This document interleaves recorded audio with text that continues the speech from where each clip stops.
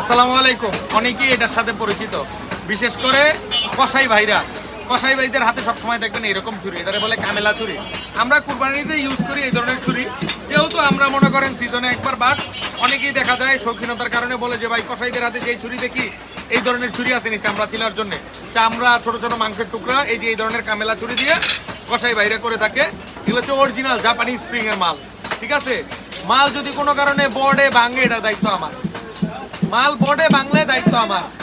এটার কিছু প্রক্রিয়া আছে ব্যবহার করার পরে কিভাবে রাখবেন। অনেকে বলেন 1 বছর পরে ভাই এটার লোহা এমন এক জিনিস যখন এটার মধ্যে বাতাস লাগবে এটার মধ্যে জং পড়বে, কিন্তু আমাদের কাছে একটা তরিকা আছে, যেই তরিকা বলে দিলে আপনারা ওইভাবে এটা সংরক্ষণ করবেন, বছরকে বছর ভালো রাখবেন, জং ধরবেন। এই যে নগদ দেখাই প্রমাণ, এই যে দেখেন, এই দেখেন একটা তেলতেলে ভাব। আমরা এটার মধ্যে একটা বার্নিশ মারি আর কি, এটা আমরা বার্নিশ বলি। এই বার্নিশটা দিলে কখনো ইউজ করে ঠিকঠাক মতো করে ধুয়ে রেখে দিবেন, কখনো এটা জং পড়বে না। যারা লাগবে এরকম কামেলা ছুরি ছোট ছোট আমাদের সাথে যোগাযোগ করতে পারেন। ধন্যবাদ, আসসালামু আলাইকুম।